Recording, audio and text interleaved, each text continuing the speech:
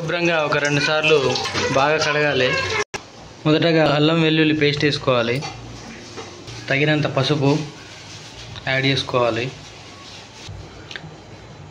ఒక 2 టీ స్పూన్ల కారం వేసుకోవాలి.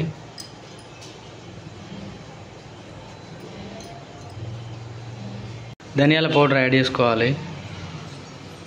ఒక 2 టీ స్పూన్ల సాల్ట్ యాడ్ చేసుకోవాలి. కొద్దిగా ఆయిల్ యాడ్ చేసుకోవాలి. మనకు కావాల్సిన ఇంగ్రీడియంట్స్ వచ్చేసి ఆనియన్, టొమాటో, చిల్లీ అండ్ కొత్తిమీర. ఇది మ్యారినేట్ అయ్యేలోపు మనం స్టవ్ ఆన్ చేసుకొని ఆనియన్, మిర్చి అవి ఫ్రై అయ్యేటట్టు చూసుకోవాలి. 2 మిరియాల ఆయిల్ వేసుకోవాలి. కొన్ని మెంతులు యాడ్ చేసుకోవాలి. ఒక 2 వెల్లుల్లి రెమ్మలు వేసుకోవాలి. కొన్ని ఓమాలు వేసుకోవాలి. కొంత జీలకర్ర, కొన్ని ఆవాలు, ఉల్లిపాయలు యాడ్ చేసుకోవాలి. ఉల్లిపాయలు ఎంచక్క బ్రౌన్ అయ్యేంత వరకు ఫ్రై చేసుకోవాలి. దీన్ని వచ్చేసి బాగా మిక్స్ చేసుకోవాలి ముక్కలకు పట్టేటట్టు. కొరమీను ముక్కలు వచ్చేసి బాగా మ్యారినేట్ అయినాయి. టొమాటో వేసుకోవాలి.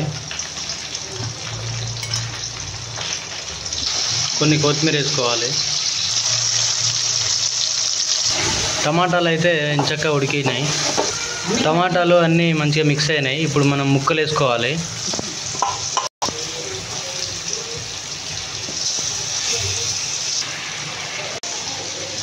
ముక్కలను మంచిగా కలుపుకోవాలి.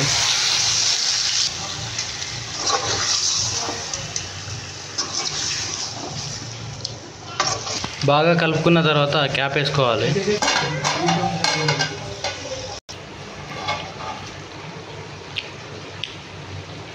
ముక్కలు ఎంచక్క ఫ్రై అయినాయి.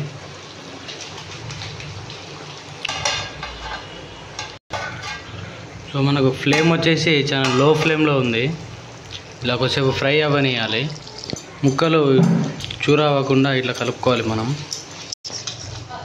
తర్వాత మనం చింతపండు యాడ్ చేసుకోవాలి. పాత చింతపండు అయితే టేస్ట్ బాగుంటుంది.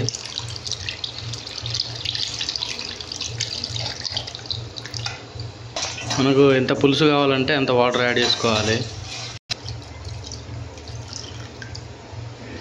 సో ఇలా వాటర్ యాడ్ చేసుకున్నాక మనం ఫ్లేమ్ వచ్చేసి కొద్దిగా హైలో పెట్టుకోవాలి.